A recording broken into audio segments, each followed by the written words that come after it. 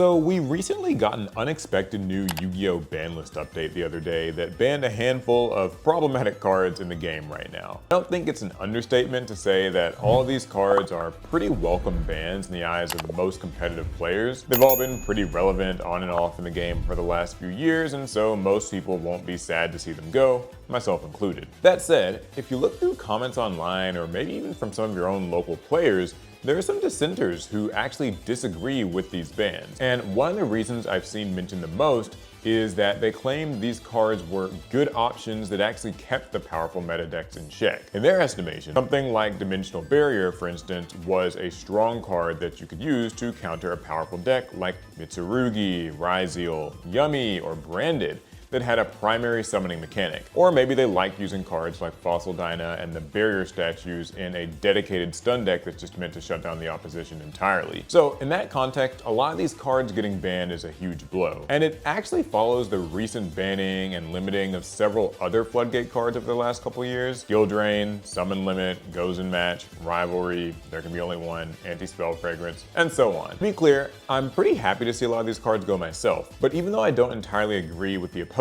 sentiment, I'm a pretty firm believer that everyone's entitled to their opinions about the balance of the game and the decks and the cards in them. And I'd even go as far as to say, I think the stun deck as a category has the right to exist in Yu-Gi-Oh! Sort of. It's complicated, we'll get there, just stick with me. So instead of just making another reactionary banlist video, I wanted to dig a bit deeper and talk about all these so-called stun cards as a whole. Their history, their place in Yu-Gi-Oh!, and how it's evolved over the years to get where they are today. Right, so let's start with the origins of the stun deck. You'll sometimes hear people split decks into these broad categories like aggro, control, and mid-range. The aggro deck moves fast and tries to overwhelm you with monsters and attacks. The control deck slows down the pace and then wins by building resources over time. And the mid-range deck is flexible and exists somewhere in between. Honestly, I don't think that these all translate perfectly to Yu-Gi-Oh!, especially these days, but that's a talk for another video. We've got the basic gist, so we'll go with it. Now, what exactly is a stun deck and where does it fall on the spectrum? We've all seen it at one point or another. The deck where they normal summon a single monster with a strong, debilitating effect.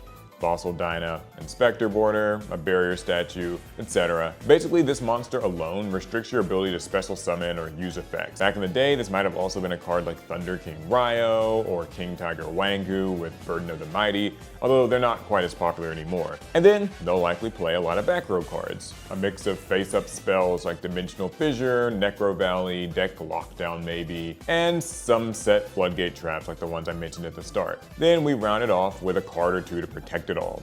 Solemn Judgment, Dark Bribe, a newer one is Iron Thunder, and a few bonus points that they can put out something to protect their singular monster in battle.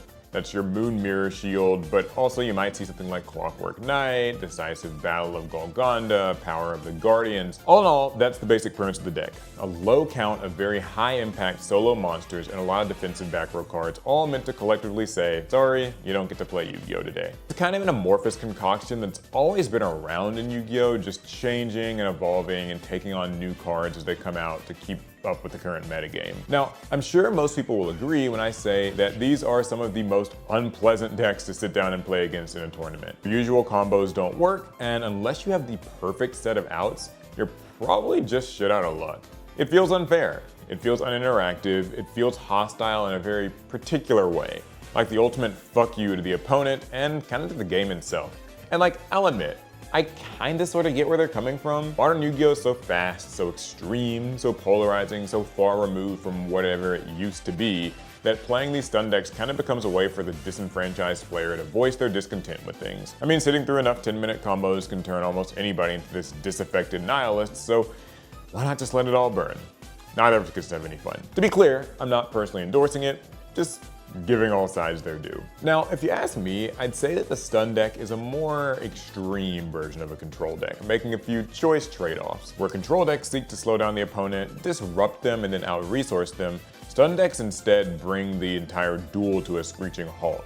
Not quite in the sense that they're stalling, more like they don't want you to be able to do anything at all while they slowly finish you off and force you to watch. Dare I say it's a bit sadistic, but they're not perfect. In fact, they're very much the opposite. On paper, it might seem like a deck that completely prevents the opponent from playing the game would be basically unstoppable and the perfect choice to bring to a tournament. I think a lot of us have flirted with the thought when we were getting into competitive play. It's tempting, right? all these crazy strong decks with their long combos and their unbreakable boards. Why not just say no to all of it? Even better, because stun decks are low maintenance. Once you're set up, you just pretty much get to sit and watch your opponent squirm or scoop.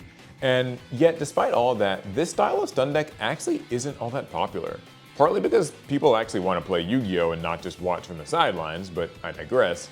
Historically, these decks have always been around in some capacity, but they actually don't win very much. Sure, they're a miserable deck to face in the middle tables of a regional or something, especially when you're not prepared, but they're rarely the deck that actually ends up winning the tournament. Why is that? Well, I've always said that the best way to learn about a deck in Yu-Gi-Oh! Is to play it yourself, so actually I've done just that years ago. I saw the allure of it, so I built it. And it doesn't exactly take long to figure out why these decks aren't all they're cracked up to be. First of all, these stun decks are basically stretching the bounds of what it means to play Yu-Gi-Oh! You're telling your opponent that they can't do anything, but in doing so, you're actually imposing a lot of the same restrictions on yourself. So you get a very linear deck that has basically no room for lateral movement. Let's start with your opening hand. If you open with the exact combination of good monster plus way to protect monster plus floodgate plus solemn judgment, then congratulations, you're probably winning that duel. But here's the bad news. You have next to no control over that. Whereas other decks are usually using some kind of an archetype, and thus they get access to cert spells and extenders and other consistency cards and recovery, stun decks get no such thing. What you open with is what you're stuck with, good or bad. You might have a handful of spells and traps, but no monsters. You're probably only running like 6 of them after all. Or even worse, you see 3 or 4 or 5 monsters in your hand, but no way to protect them. That Fossil Dyna or barrier statue is great when it's got backup, but alone, not so much. Even if your opponent can't make a big combo, what if they just normal summon and swing over it? And on your next turn, you still just got a handful of monsters that are just as weak and helpless. At best, Inspector Border can kind of avoid this issue, but once again, you have no way to guarantee that you'll even see it. Either scenario is really rough. And it does not stop there. These decks have next to no comeback potential. Once a duel goes even slightly in your opponent's favor, there's just not a lot you can do about it. Swung over your one monster, you can't get it back, and you might not even draw another.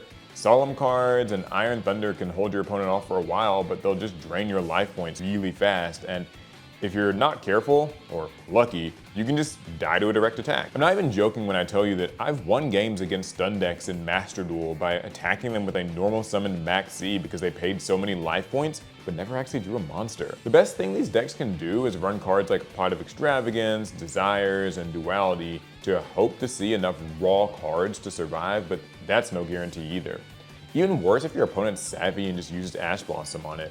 I mean, after all, these decks can't really afford to take one-for-one trades. Even using Time-Tearing Morganite is a really big risk because it's putting you down a card on the first turn in the hopes of future returns. Heck, even the low-maintenance thing can be a drawback. Slowly poking for lethal damage with a barrier statue or a Fossil Dyna alone actually gives your opponent several turns to potentially draw into the out that they need to pull the game from right out from under you. And there are a lot of ways for that to happen. Harpy's Feather Duster, Lightning Storm, Evenly Matched, Raigeki, even just a well-timed Infinite Impermanence or Forbidden Droplet can give a regular deck that small opening it needs to turn things around and rush you down. The best hope you can cling to is that most people aren't main decking these outs, so you might get away with a win in game 1, but once that gets sided in, it's usually just curtains. A scenario I see a lot in Master Duel is just using Feather Duster, the stun player using Solemn on it, and then me following it up with a Lightning Storm anyway.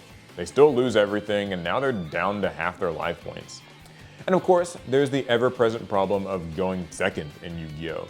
These stun decks are eating good when they get to go first. They set up, they sit back, they relax. But if any modern combo deck got to start the game, yeah, good luck. And don't forget, stun decks don't even get to run hand traps most of the time. Maybe Dimension Shifter, if anything. After all, those hand traps would conflict with Morganite and Dimensional Fissure, right? So your opponent's first turn is probably going completely unimpeded.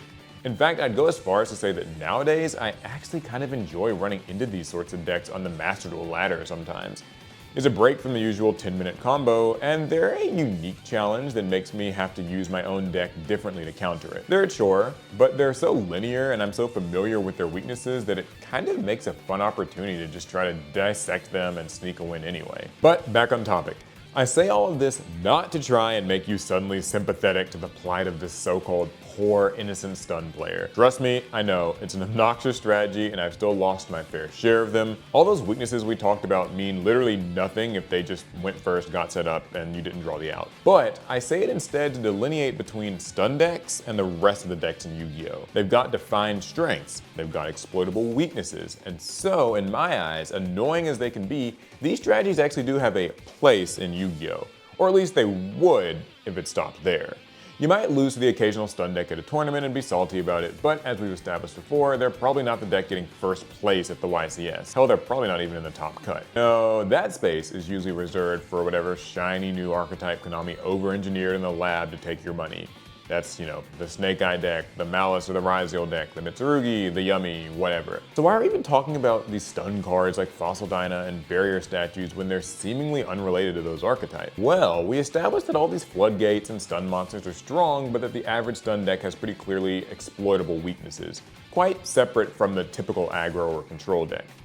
But what if there's a way for one of those typical Yu-Gi-Oh decks to make use of stun cards? What if they could somehow impose their oppressive power on the opponent without incurring any of the drawbacks themselves? Conventional wisdom tells us that's impossible, or at the very least impractical, right? Wouldn't a combo deck hate running a card like Fossil Dyna? They seem diametrically opposed after all. They have to special summon, a lot. Same with a card like Summon Limit or Anti-Spell Fragrance. Combo decks need to combo after all, and these cards would stop them from doing that. Well, for a pretty long time, that was more or less the case. These two strategies basically existed on separate sides of the train tracks. But as Yu-Gi-Oh! Card design has progressed and the capabilities of the average deck have increased, the situation has changed. Let's start with a somewhat recent example that you might remember. Enter Nightmare Griffin. It's a Link 4 monster that, among other things, lets you set any spell or trap card from your graveyard.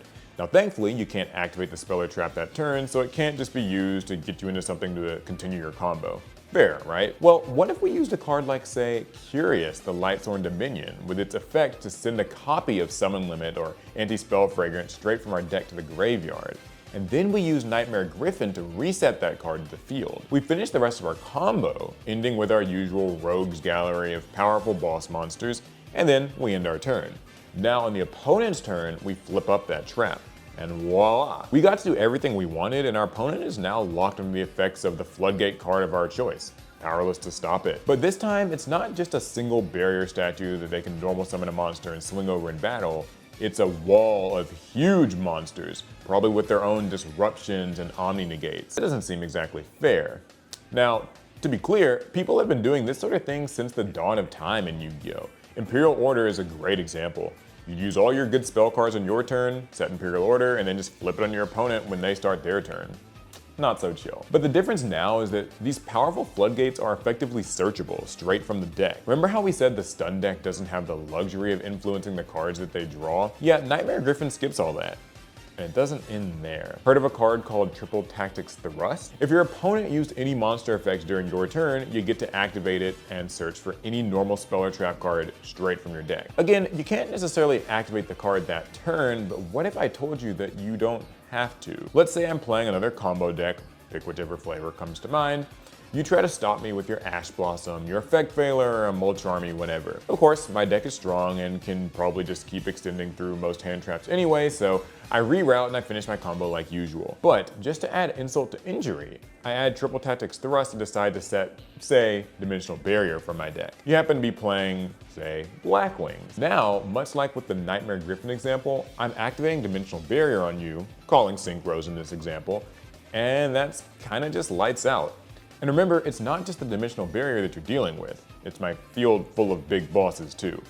Oh yeah, and all of this happened because you dared to try to stop me with your feeble Ash Blossom or Effect Veiler. You dared to try to fight back at all, tried to stop me from playing my solitaire combo. Remember, stun decks don't really get to search dimensional barrier. Maybe they draw in their opening hand, maybe they don't.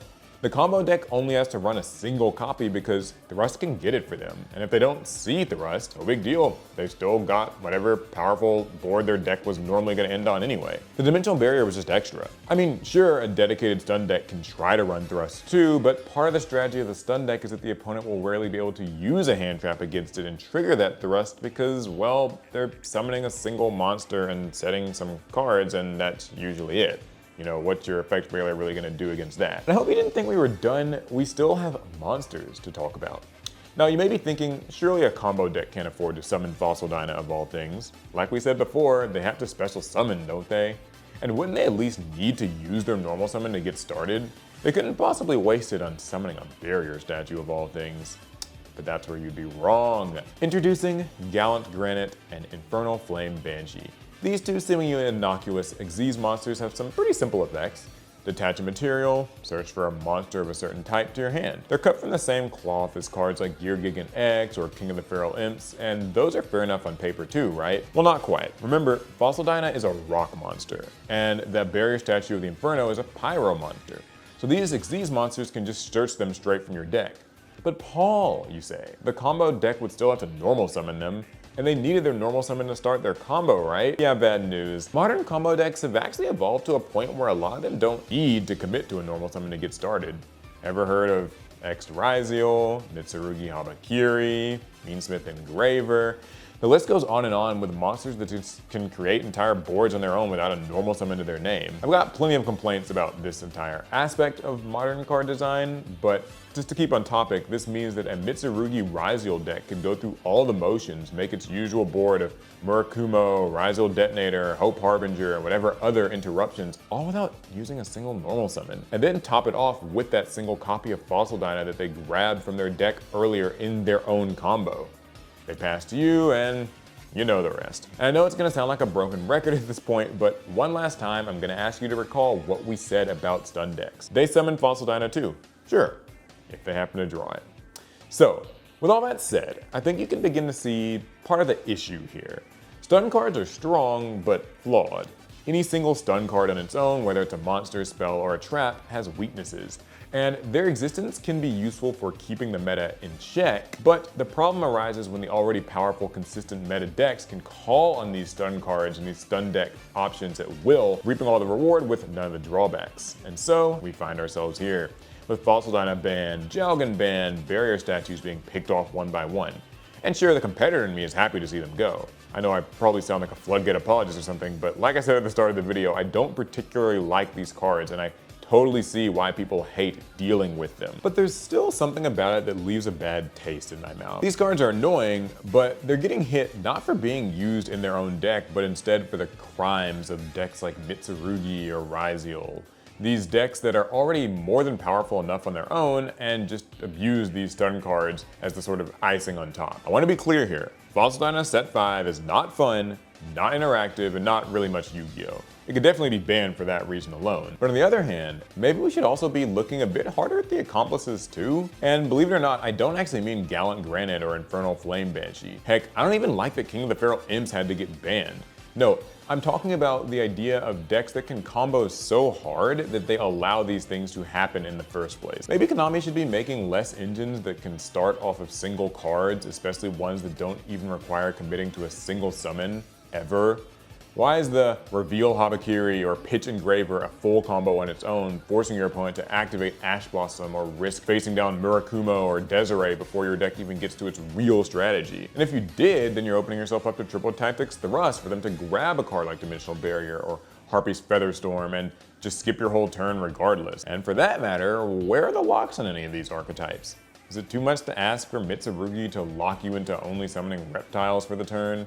Then there wouldn't be a Gallant Granite into Fossil Dyna or a Flame Banshee into the Barrier Statue of the Inferno. And Mitsurugi really is only one example of many. Anybody who's played Master Duel knows all about the 60-card pile slot combo decks and what those can do when they're left unchecked. I guess what I'm ultimately trying to say here is that I think Yu-Gi-Oh! Needs a bit of a give and take when it comes to balance. Believe me when I say I'm totally okay with us losing the floodgate cards. A lot of them just didn't age well with the game, and we're probably gonna need to go at some point regardless.